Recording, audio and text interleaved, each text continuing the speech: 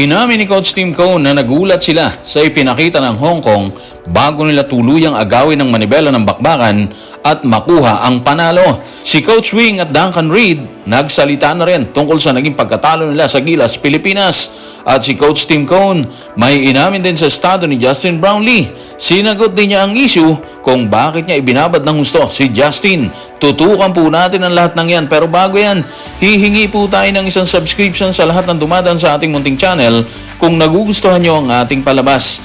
Kung medyo mabigat ang subscription, siguro kahit isang like at isang share na lang po yan. Okay na po ako dyan.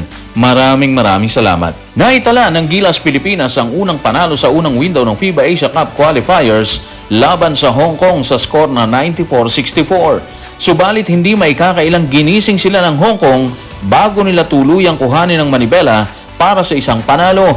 Sa first half ng bakbakan, lumaban at nakipagsabay ng grupo ni Duncan Reid, dahilan para aminin ni Coach Tim Cone na nasorpresa sila ng kalaban. Ano nga ba ang naging pahayag ni Coach Tim Cone matapos ang bakbakan? Tutukan po natin si Coach Tim sa report ni Ruben Terrado sa Spin. Maganda ang inilaro ng Hong Kong sa first half ha. Nagulat kami doon. Hindi namin alam na ganong kagandang ilalaro po nila dyan. Sinorpresa talaga nila kami sa kanilang kakayahang pumamada. Medyo nagulat po kami doon. Alam nyo, kasabihan po talaga bilog po yung bola. Yun po yung naisip ko nung first half habang nanonood ng bakbakan ng Gilas at Hong Kong. Nakauna po tayo sa first quarter ng 9 points pero nakabawi po sila kagad eh. Nung second quarter, ganun din yung laban. Pero isang napansin po talaga natin doon, kailangan ng Gilas si Kai Sotto sa gitna, di ba? Kasi wala nga po si Junmar eh. Nakita naman natin nung inilabas yan ni Coach Tim Cone. Nagbago yung laro, nakahabol kagad ng Hong Kong. Iba kasi yung intimidating factor ni Kai Sotto sa loob. Ang laki kasi eh. Ang haba po ng kamay, kaya ramdam na ramdam mo talaga yung hesitation ng grupo ni Duncan Reid kapag naandun si Kai Sotto sa loob. And of course, si Kai Sotto, tinapos niya po yung bakbakan ng merong 13 points at 15 rebounds. Double-double na performance para sa isang katulad niya. Maganda po yun. Kailangan niya po talaga yan. Kung tila hindi naging matagumpay ang kampanya ng Gilas Pilipinas sa first half ng bakbakan, buungan ng matinding opensang pinakawalan ng Hong Kong, aminado naman si Coach Tim Cone na nakarelax na sila pagpasok ng second half. Inamin din niya na may nakatulong sa kanila para makuha ang momentum ng bakbakan. Sino nga bang tinutukoy ni Coach Tim na naging katulong nila para makuha ang momentum? Tutukan po natin si Coach Tim sa report ni Ruben Terrado sa Spin. Sa second half, nakapag-relax na po kami ng konti. Nakapaglaro na po ng maayos eh. Nakadepensa na ng maayos at nakalayo na po ng konti. Nakatulong yung crowd natin para makuha yung momentum. So malaki talaga nagawa ng crowd natin sa gallery ha. Sila yung nakatulong po sa Gilas para mas ayusin pa yung laban. Iba talaga Pinoy kapag sumuporta, di ba? At naramdaman po ni Coach Tim Cone ng lahat ng yon. Isa po yan sa mga rason kung bakit nakawala kagad ang Gilas pagpasok ng second half ng bakbakan.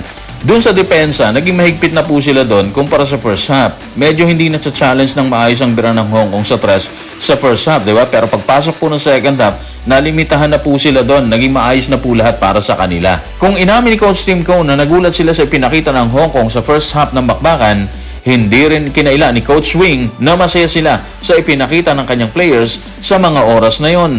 Pero hindi rin ikinaila ng butihing coach na nahirapan na sila pagpasok ng second half ng bakbakan. Ano nga ba ang kabuuan ng kanyang pahayag tungkol sa isyong yan? Tutukan natin si Coach Wing Leong Chu sa report ng FIBA Basketball. Maganda yung rhythm namin sa first half eh. Hindi kami nagmamadali lalo na sa opensa. Tuwang-tuwang coaching staff kung paano namin nilaro yung first half sa opensa at depensa. Sa second half, makikita mo sa third quarter na medyo nahirapan na kami doon. Maganda ang ginawa ng kabilang team sa pag-adjust. Nahirapan kaming mag-adjust nang mag-adjust po sila doon. Doon na po talaga pumasok sa third quarter or sa second half yung adjustment na ginawa ni Coach Tim Cone. At ayon po kay Coach Wing Leong Chu, doon na po sila nahirapan eh. Hindi na po sila nakasabay po doon. Sobrang kakaiba yung ginawang adjustment ni Coach Tim. Yung tipong ang hirap sabayan kasi naging malagkit na po yung depensa.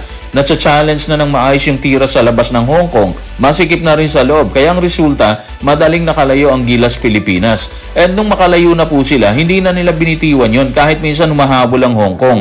Consistent na sila. Yung mga tira nila pasok agad. Yung fast break ando na din kumpara doon sa first half. Bukod kay Coach Wing Leong Chu, nagpaunlak din ang kanyang pahayag si Duncan Reid. Sa kanyang pahayag ay hindi na itinago ni Reid ang paghanga sa grupo ni Coach Tim Cone nang banggitin niya ang Gilas bilang isang matikas na kupunan. Bukod sa kanyang paghanga, ibinahagi din niya ang kanyang personal na karanasan sa Gilas, Pilipinas.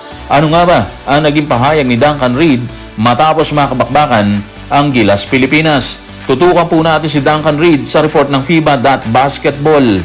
Pinagmamalaki ko po yung aming koponan. Mabigat na kalaban po yan yung Gilas. Personally, kilala ko po sila mula sa aking personal na karanasan. Yung first half, wala na kaming mahihiling pa doon. Matindi yung inilaro ng lahat doon Makikita mo na nilaro lang talaga namin yung style ng basketball namin. Pero katulad nung sinabi ni Coach, naubusan na kami Totoo naman yung sinabi ni Duncan Reid. Maganda yung first half po nila talaga. Kaya dapat proud po talaga siya doon. Pero yun na nga po yun Nag-adjust na po si Coach Tim sa second half. Kaya siguro hindi na po sila nakahabol pa sa dulo ng bakbakan. Naubusan na rin po sila doon. Kung nag-adjust man po sila, hindi na rin naging sapat yun para mapigilan nila pagkamada ni Justin Brownlee, Kevin Kembao, Kai Soto, Jamie Malonzo. Actually, lahat ng 11 players ng Gilas gumawa Walang naiwan kasi lahat may production. Hindi na sayang yung practice po nila. Lahat nagamit ni Coach Tim Cone. Kaya mas exciting na makita kung ano yung ibibigay nila sa Chinese Taipei. Matapos ang pag-amin ni Coach Wing Leung Chu at Duncan Reid tungkol sa katatapos lamang na bakbakan ng Gilas at Hong Kong, hindi rin napigilan ni Coach Tim ang maglabas ng pahayag tungkol sa naging performance ni Justin Brownlee na nagtala ng 16 points, 7 rebounds, 7 assists at 3 steals. Tanong, ano ang nakita niya kay Justin sa muli niyang pagsalang sa court matapos ang halos 4 na buwang pagpapahinga? Ano ang naging plano niya kay Justin na nakitang sumasalaksak hanggang sa dulo ng 4th quarter ng bakbakan? Tutukan po natin si Coach Tim sa report ni John Ballesteros ng One Sports. Nahirapan talaga si Justin sa simula ng bakbakan. Pwedeng sabihin na may kalawang siya doon. Hindi kasi siya nakakalaro sa loob ng 4 na buwan Isinalang namin siya hanggang 4th quarter para makuha niya yung kanyang rhythm. Alam natin kung gaano siya kagaling. Alam natin kung gaano siya kagaling na teammate. Siya yung lifeblood ng koponan Kaya masaya kami na nakabalik siya dito. Okay, so doon po tayo sa nahirapan siya sa una Normal naman po yun actually Para sa akin, hindi na po issue yun kasi 16 points ang kinamada po niya. Tapos 7 rebounds, 7 assists, 3 steals. Ang laki na po nun. Laking tulong na po nun sa Gilas. Doon sa Kalawang kahit naman sino, dadaan talaga sa ganong sitwasyon Imagine, halos 4 na buwan siyang nabakante, di ba? So, ganun po talaga yung mangyayari sa kanya or sa player. Yung 4th quarter, andun pa rin po siya. Maganda po yung strategy na yun kasi mas mahahasa ulit siya sa game. Although, mas maganda sana kung naipahinga siya para pagandaan ng Chinese Taipei, okay na rin po yun. Yung nasa loob po siya hanggang 4th quarter para makuha niya yung normal niyang galaw, di ba? Sabi nga ni Coach Tim yung rhythm. Sa overall performance ni Justin, wala tayong masabi. Andun pa rin yung gigil niya sa laro para makakuha ng panalo. And guys, bago tayo tuluyan magpaalam, shoutout muna natin si Kabayan ni Sid. Sabi niya, kailan kaya ako ma-shoutout? Pag hindi, iiwan na kita. So wow, Kabayan ni Sid, shoutout po sa'yo. Maraming salamat. Shoutout din po natin si Egbert Villamor. Maraming salamat sa pagdaan, Idol. Maraming salamat. And shoutout din natin si Arnold B. Shoutout din po natin si Hard Target. Shoutout din po natin si Nathaniel Gamis. Maraming salamat po sa malimit na pagdaan sa suportang ibinibigay sa ating maliit na channel. Shoutout din po kay Norman Arcangel from Brunei.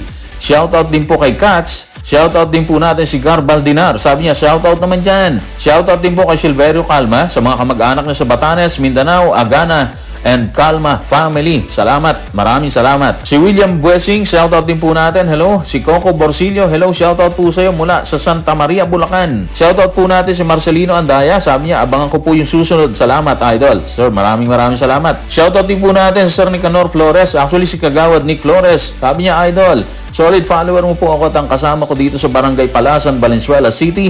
Lahat po ng videos mo pinapanood namin. Malinaw at very interesting. Walang fake news. Pa-shoutout naman po kami dito sa Barangay Kagawad Nick Flores. Kagawad Nick Flores, shoutout po sa inyo dyan sa Barangay Palasan, Valenzuela City. And shoutout din po natin si Larry Wise Guy. Sabi niya, pati ako maraming beses na nagpapa-shoutout. Deadman naman, watching from Baguio City. Larry Wise Guy, shoutout po sa iyo. And of course, shoutout din po natin si John Vito. Shoutout din po natin si Oliver Repuya. And shoutout din po natin si Randy Faigmani Lagsak from Baguio City. I-shoutout din po natin, batiin din po natin si Pardo si Spark Vlog mula sa Kuwait. Hello and shoutout po sa inyo dyan sa Kuwait. So guys, maraming salamat.